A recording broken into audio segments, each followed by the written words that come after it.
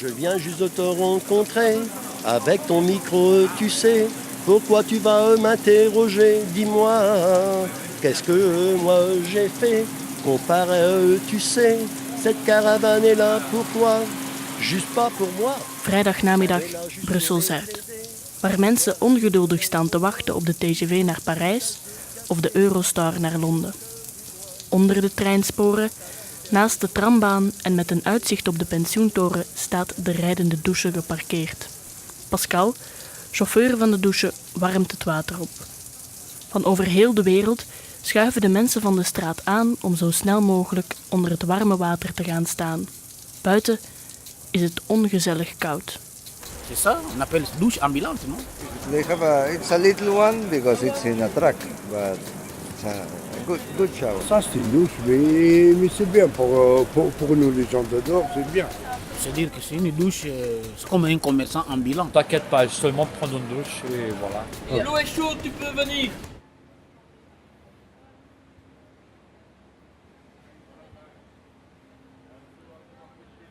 Tu peux venir voir parce que moi le deuxième, après vous. Oui. Ouais. Et bien propre la douche, hein. Ne laisse pas tes cheveux là-bas. Même le moral il va être bien quand tu prends une douche. Et moral, quand le moral est bien, la vie est plus facile. Et plus facile.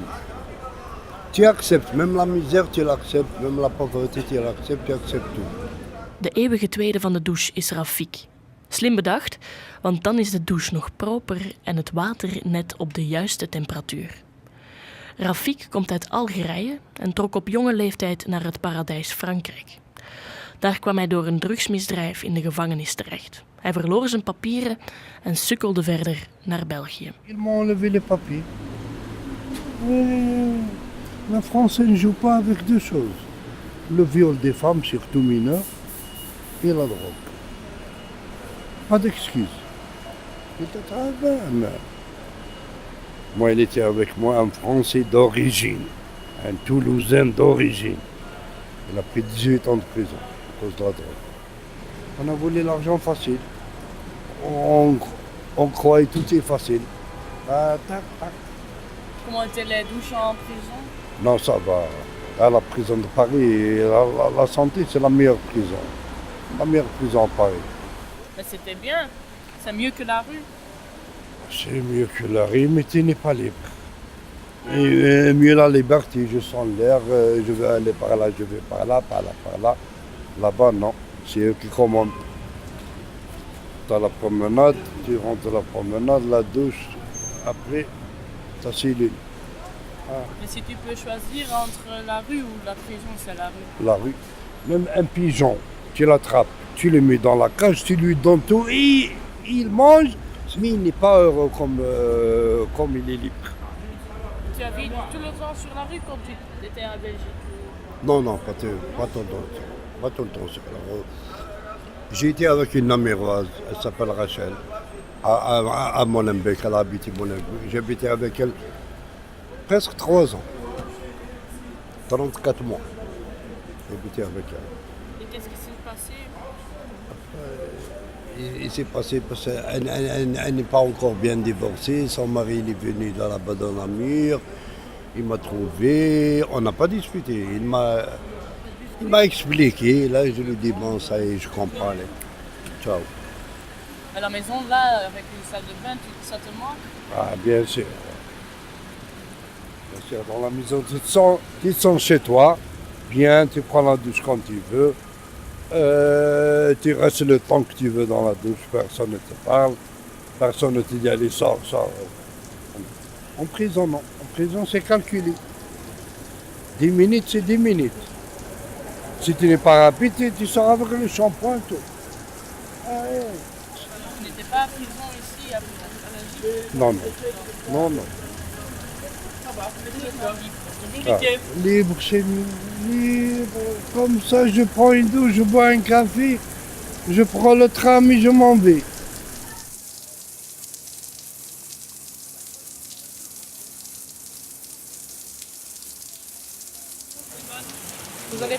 douche? Oui. Ça fait du bien, non? Ah oui, ça fait déjà 3 jours. Ça fait 3 jours. Ouais, je dors là-bas. Ah, tu dors là-bas? Ouais, dans le carton là, il y a le matelas là, c'est là que je dors. C'est votre petite maison. C'est mon appartement privé. Au Brésil, on prend 2 fois par jour la douche, tu vois. Chez nous, on aime bien être propre. Ça, c'est très important. Ouais. Parce que, je sais pas, psychologiquement, tous les Brésiliens, quand on prend pas la douche, ils sont pas bons. Et c'est psychologique, quoi. Oui, vraiment, ça c'est Ouais, bizarre ouais. que ça c'est une... Non, c'est pas bizarre, c'est normal, ça. C'est Oui. normal, être propre. Hein. La propreté, c'est une priorité dans la vie. Ouais. Duarte staat met een brede glimlach op zijn gezicht te wachten. Het is zijn laatste dag als dakloze. Vanavond verhuist hij naar een appartementje in de buurt, dat hij moet delen met 8 lotgenoten. Helemaal anders dan het appartement in Elsene waar hij ooit met zijn vrouw introk, toen hij 18 jaar geleden impulsief naar België vertrok. Il y a ma soeur qui habite ici déjà 35 ans. Et elle m'avait dit, parce que ma mère c'est propriétaire de restaurant, donc j'étais aîné, j'ai grandi dans le restaurant. Donc je connais tout dans la restauration.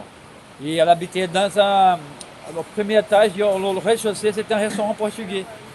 Et elle a demandé à ma soeur si elle connaissait quelqu'un qui connaissait bien la cuisine, qui aime bien la cuisine. Elle a dit oui, mon frère, mais il est au Brésil. Elle demandait, elle peut venir, je vais l'appeler, elle m'a téléphoné. Le lendemain, j'étais ici.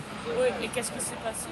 En fait, j'étais veuve, ma femme est décédée, elle était enceinte, elle a eu un cancer et j'ai tombé en dépression. Et puis, à ce moment-là, je restais à la maison, pas aller travailler, ils ont me viré, pas d'argent pour le loyer maintenant. Elle arrive. Je l'ai vu quelqu'un qui vous aime beaucoup mourir de petite à petite et tu ne peux rien faire, seulement prier et pleurer. C'est tout. C'est dur. J'étais là jusqu'à la mort. Surtout 20 ans ensemble, quoi. On était bien. C'était un vrai mariage. Vrai complice, quoi. Et voilà, c'est parti. Oui. J'ai plus. Oui, oui. Elle te manque? Ah oui, beaucoup. Beaucoup, ouais. Surtout quand je dors, quand je réveille, elle n'est pas à côté. Ça, vraiment, il me manque. Beaucoup. Oui. Beaucoup. Mais c'est la vie. Elle est aussi brésilienne? Brésilienne. Ouais. Elle est intérieure au cimetière d'Ixelles. Elle était enceinte, notre première et unique fille. J'ai pas d'enfant. Elle était enceinte de 6 mois. Elle a eu un cancer. Elle est bébé mort. Elle est le bébé? Ouais. Ah oui, c'est pour ça que je voulais suicider. Hein. Je voulais vraiment suicider. J'ai mis une corde. Je montais dans la chaise. Pardon. Quand je fais comme ça pour sauter, mon GSM sonne. Et avant, je répondais à personne. Hein. Il sonnait tout le temps. Je répondais à personne. Quand je fais comme ça, il sonne. Je réponds, ma mère, du Brésil. Qu'est-ce qu'elle a dit? C'est Dieu. Hein. C'est Dieu. Qu'est-ce qu'elle Elle a a dit? dit, ça va mon fils? Je fais, non, ça va pas. Je suis en dépression. Ça va pas du tout. Et je n'ai pas dit que je voulais suicider, mais je suis en dépression et je suis pas bien. Elle m'a parlé, on a parlé en 1h35 au GSM. C'est bon. Je ne vais plus suicider. Tu l'as fait une fois et pas... J'ai essayé. Hein. Je fais comme ça pour sauter de la chaise. Hein. J'étais au-dessus déjà. Avec la corde et tout. Le GSM sonne. Vous êtes ici maintenant? Grâce à Dieu. Et ma mère.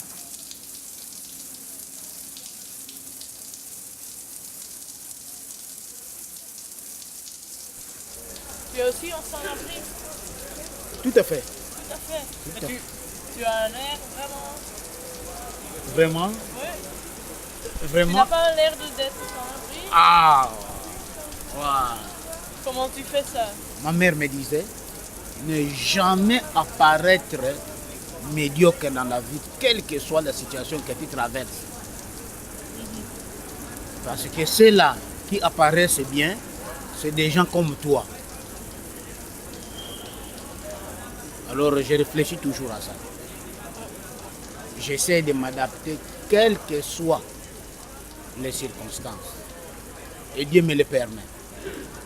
Il faut être propre.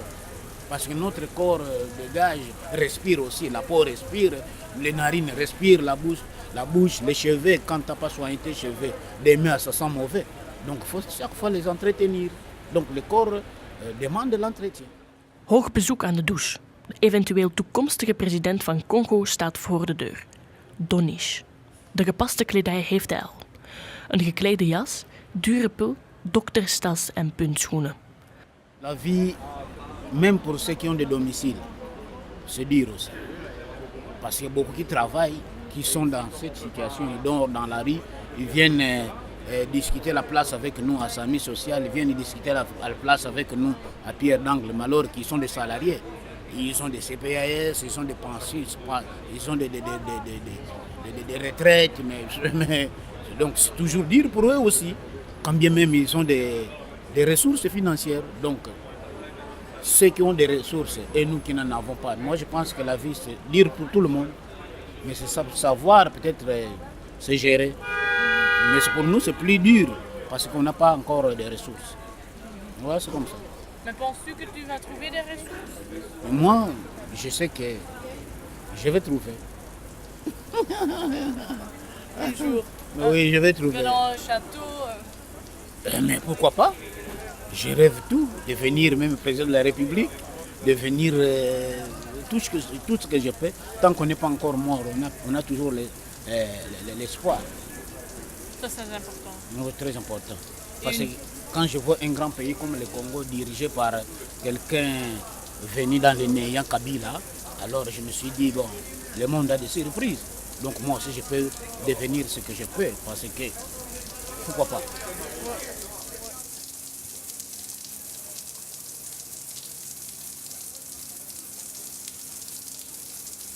My time? Ah, okay. Non, vas-y. Il y a de l'eau chaude pour toi après. Ça va?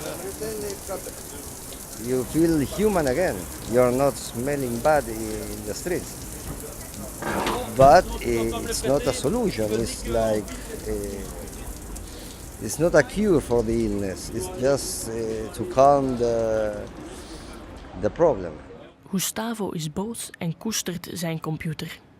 In Uruguay was hij hoofdredacteur van een IT-magazine, tot de financiële crisis toesloeg. Hij zocht zijn geluk tevergeefs in Europa en belandde uiteindelijk aan het Zuidstation van Brussel. That is where you sleep? This is my house. Welcome refugees. It's inside a box? Yeah. I put a cardboard below to cut the coal, and then you close the flaps. You're completely sealed inside. But this is like the last stage after I am a professional homeless. It's not what you imagined when you came here from Uruguay, right? No, completely different situation. No, you change. You're more prepared. I'm more prepared. I'm living like in an apocalyptic movie when you have to survive. Walking Dead, something like that. No zombies, but worse people. Do you miss Uruguay? Yes, of course. I haven't been there in 12 years. I haven't seen my family, my friends. I have them in internet, but it's not the same. Can you call them? Yes. I talk every week with my mother through WhatsApp or Skype. And with my friends, I chat in WhatsApp. I'm still in contact with all of them. They don't know the situation. They don't know? No. What did they Because I can't tell them everything is fantastic, but they couldn't imagine that I am sleeping in a cardboard box in the streets. My mother would go crazy, knowing. No, I don't know. She would stop eating to send me money. Some other. What do you miss the most about having an apartment? Is it like taking a shower whenever you want? Yeah, doing your normal, it's exercising your freedom. You are less freedom in the streets than in a jail. Because in a jail, you have your bed, you have even TV, you can make sports, you can study, you have lunch. The only thing you can do is you can't go away. In the streets, you have none of the previous, but you don't have the means to go anywhere. So, freedom for what? You can walk 2-3 kilometers in some direction, but you have no money for even taking a coffee, go to the cinema. Yeah. You can't do anything. Doesn't it help for a little bit, like taking a shower? Yes. It's like waking up. It's the coffee, the cigarette, and the shower.